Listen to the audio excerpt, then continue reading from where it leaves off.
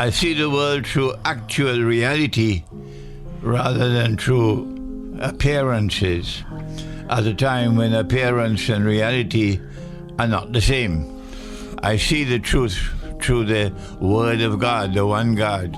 Whether you accept it or you don't is irrelevant to me. The Quran is the Word of God. My scholarship is built on truth in the Quran. And when we go to the Quran, we find from the Quran that Gog and Magog are human beings. If you want knowledge, go first to the Quran, don't go elsewhere. And when you go to the Quran, you know there are three kinds of beings. There are the angels, there are jinn, and there are human beings. The Quran speaks of Gog and Magog as those who commit fasad.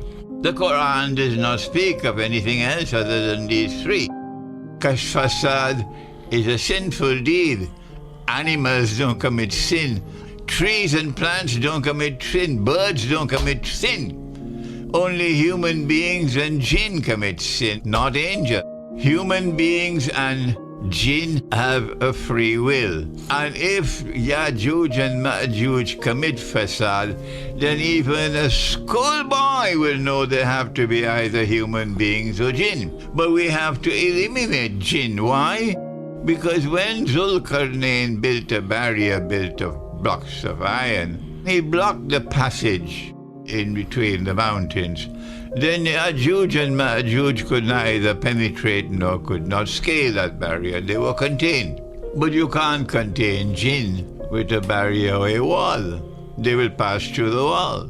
And therefore even a schoolboy will come to the conclusion that Yakjuj and Makjuj are not angels. Yakjuj and Makjuj are not jinn. Yakjuj and Makjuj are human beings. But this elementary analysis is beyond their capacity to comprehend. They are a tribe of people who all commit fasad and who all live the same way. And Allah has reserved the greatest punishment of all for fasad. When we go to the Quran to identify Gog and Magog, we find Allah destroyed a town. And then after Allah destroyed the town, He expelled the people of the town. And then He banned their return, that they could never return to reclaim this town as their own until Gog and Magog are released. And when they are released, then something will happen only once in history.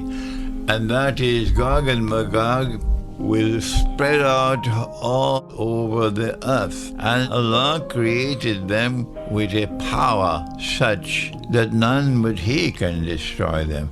No one could destroy them except Allah.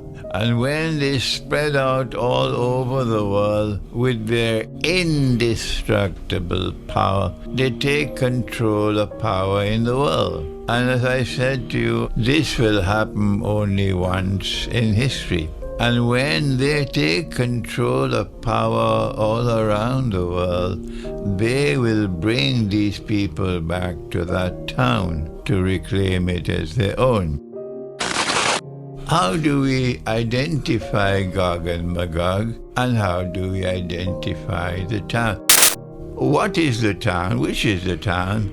And who are those who brought them to the town? The answer is to be found in the prophecy of Prophet Muhammad ﷺ, connected to Gog and Magog. He said that Gog and Magog will be destroyed by Allah in Jerusalem. What becomes of us? You reap what you sow. Oh. Get up.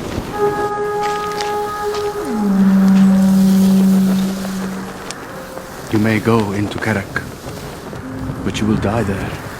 My master is here.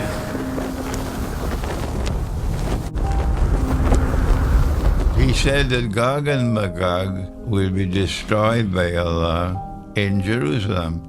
So if the town is Jerusalem, the people would be the Jews. It was the Jews who were expelled from Jerusalem, and then Allah placed a ban on them. They could never return to Jerusalem for 2,000 years. And then came a modern Western civilization, of which the Dutch were a particularly nasty part.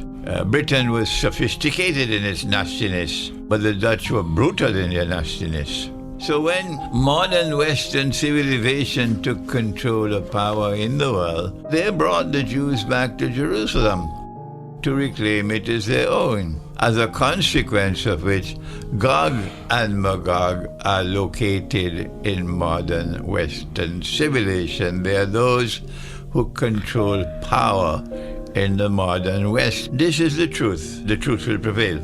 Our prophet, Allah's blessing be upon him, prophesied that in the end time there will be great liars and therefore great deception.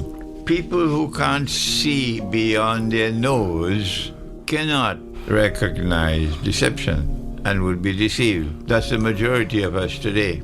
Israel is advancing with her agenda. So what happened in Gaza is that Israel, which has a PhD in deception, wanted in 9/11 to justify what Israel is now doing before the world. They did it once before with something called the Holocaust. And the Holocaust made it possible for them to proceed to advance their mission in the world. They did it with 9/11, and now they've done it with October 7. What happened in October 7 has to be understood through connecting the dots, because whoever has the evidence will be killed. So don't ask me where is the evidence. When you don't know how to connect the dots, go back to school. Okay?